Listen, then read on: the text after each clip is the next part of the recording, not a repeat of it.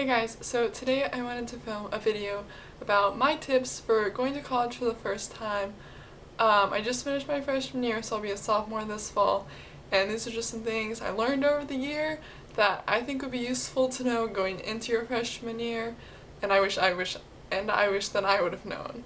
So, the first thing I want to talk about is the reality of going away to college for the very first time, away from home, away from your friends, away from your family, and homesickness. Now, I was definitely homesick multiple times last year. I think it's perfectly normal, perfectly natural to feel homesick.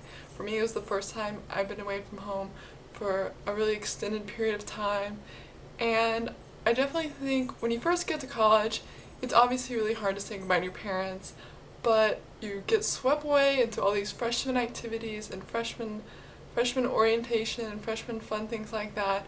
And I really wasn't homesick till a couple weeks into school after classes had started, after I had homework and after I had tests to study for, and the reality of college really set in. And I think that's when a lot of people get homesick. And the other times I would get homesick was either right when I came back from a vacation or something where I'd been home. And the other time I would always get homesick was during finals week. For me, I was always the person who had the very last finals on the very last days, and especially in the fall when finals were right before Christmas, I didn't end up getting home till 2 days before Christmas. And when all your friends are leaving because they're done with finals, or your friends from back home are already home, it's really annoying when you still have finals to study for and you're still stuck. And so I was definitely homesick then. I just wanted to be home with my Christmas tree, celebrating the holidays, but I had to study. So I definitely think the homesickness really started to kick in then, and just other times around the year, just when you're feeling really stressed and you really just want to be home in your comfortable bed. So in terms of dealing with homesickness, I definitely think homesickness is a very individually based thing. I think a lot of people feel very homesick, some people not so much, some people don't seem to feel homesick at all, which is totally fine. But in terms of dealing with homesickness, I definitely think it's totally fine to call your parents multiple times a week, text your friends all the time. Obviously, you want to be very involved with your new community and college life and everything. You don't want to be constantly, looking back on your home life. But I definitely think it's okay to call your parents and see what's going on and text your friends. I had a friend who would call her parents, every day. I don't know how she found the time for that. I usually call my parents just a couple times a week, but whatever works for you. The other tip I have about homesickness, which I think is a really good piece of advice, is if you're homesick and you're sitting in your room, get out, get with your friends, go walk around campus, find people to be around. As soon as I'm with people, as soon as I'm, talking and laughing and having a good time, my homesickness seems to be evaporating. My next piece of advice I've entitled, Go with the Flow. Now, this applies to your first couple weeks, first couple months of college. Just go with the flow, you're new to campus, you don't really know probably what's going on just yet, you're meeting tons of new people who come from totally new backgrounds and have different experiences than you, and maybe you get along with some of them, maybe you don't, that's fine, and classes are going to be hard, and everything is new, and I don't know what I expected from college, but I know what actually happened was not what I expected, if that makes sense. So even if it's not going how you expected, just keep going. You're new to campus, you don't know exactly how it works yet, so just keep going, and you'll definitely see after a while, I think, how rewarding it is, and once you've really got the hang of things, it'll be all the more worthwhile, and you'll really start to enjoy your time on campus.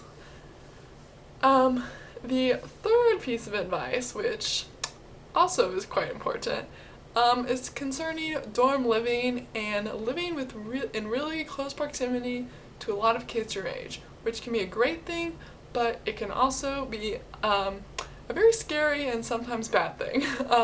But I definitely recommend getting along with people in your hall, and obviously your roommate if you have one or something like that. You're going to be seeing these people every day. I shared a bathroom with them. You probably will too, or if you don't, you're very lucky if you have your own bathroom. But you don't want to not want to go back to your dorm room. You don't want to not come out of your room because you might see someone in the hallway. You just want to have a very, familial atmosphere and something that's very welcoming, and you don't want a hostile environment to live in.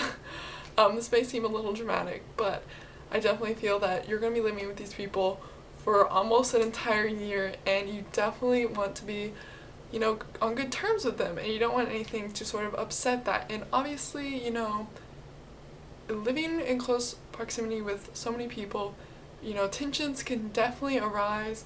All these people, some of them might be into stuff that you're not into, some of them might want to play music really loud, really late at night, and you might really just want to go to sleep, but your walls are shaking and you really can't.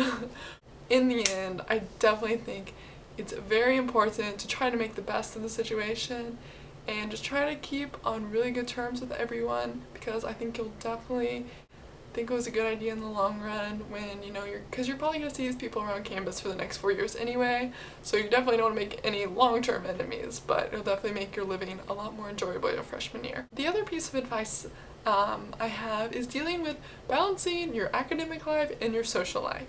Now, I think this is very important for freshman year. I've talked to upperclassmen, and they've told me that, their GPA was a lot lower freshman year than it has been in any other year, just because they had a lot of trouble, coming to school with the new freedom, the new social life, hanging out with tons of college kids, 24/7, and not being able to balance that with their academics. And I think it's definitely hard. You have so much more freedom, so much more time, you're not in class from 8 to 4 anymore, you just have class for a couple hours, and then you have the rest of your day totally free, but you have to realize that you have that time for a reason, your classes are going to be a lot more harder, and you need that extra time to balance them and to do your workload. And I'm not saying that you can't have a social life. I think it's very important to go out and socialize and go to parties and everything your freshman year. I think it's great to meet people, I did, but I just think you need to remember that, you're in college for your academics, and those should come first, because while you still can have the experience of college life, you just need to remember that sometimes it's okay to say, no, I can't go to this party because I have this really important test I need to study for. I just think it's really important, especially your freshman year in the new environment, that you remember why you're there and to keep up with your academics. Another piece of advice I have is join lots of clubs, organizations, teams, anything. Having that team and having those friends, it immediately gives you a group of friends to do stuff with and everything, and helps you adjust. But if varsity sports are your thing, that's totally fine. There are intramural sports, which are a lot more casual but still super fun. Meet a lot of people that way. Club sports, a little more serious, but definitely also a great way to make friends.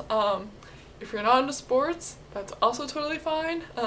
I personally ended up signing up for 15 clubs, ranging from pottery and all sorts of stuff, which I definitely didn't end up sticking with 15 clubs. I definitely had to dwindle it down a bit, just because the reality is you can't really be in 15 clubs and have time for all that. So, but I would not say no to signing up for 15 clubs and then, seeing what you actually stick with, because clubs and groups are a great way of meeting people, getting involved. The last piece of advice that I sort of wanted to touch on is the financial aspect of college.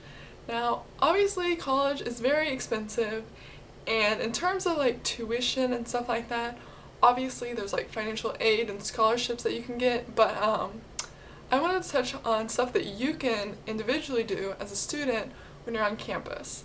The first thing, which may sort of seem weird, but eat at your dining hall or cafeteria. Most likely your college or university will have required you to purchase some sort of meal plan for your freshman year, and you've already spent the money, you've already bought the food, so don't waste your time going out to eat or getting tons of food or anything like that. Just eat, It may seem really gross, but a lot of colleges have started having self-serve or self-make stations, so you can kind of individualize. You don't necessarily have to eat exactly what they've made for you.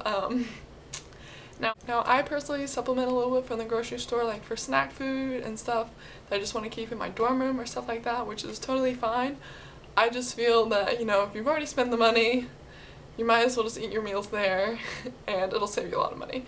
Another interesting tip is that a lot of the clubs and organizations will actually advertise their meetings we'll be serving pizza, or I actually went to a club last year just because they said they were going to be having crepes and they're really good. And so if you're really in a tight bunch and you really need a little extra food, you can probably find some sort of club or something that's hosting a meeting that involves food. But the other thing is, I really find that I spend a lot less money on extra things in college, if that makes sense. Obviously you have to like buy the essentials for college, like your dorm room and everything. But like in high school, it'd be really easy just to, go to the mall with your friends and like shop or whatever. But I find that in college, you're on campus a lot, you're studying. I actually found myself spending less money, which is definitely a good thing. So I think that can help, just try to stay on campus, and not be distracted by other things. The last, probably most obvious thing you can do for money is get a job. Now I think a lot of people have doubts and concerns about balancing school and work. Now what I recommend is getting an on-campus job, so like one that's put out by your university specifically for students and designed for students, because they know that you have homework and you have other commitments like practice or something like that, and they'll really try to work with you, or at least in my experience they have. The other benefit about the jobs is maybe they'll allow you to do some homework, when it's slow, or if you like have shifts with different people.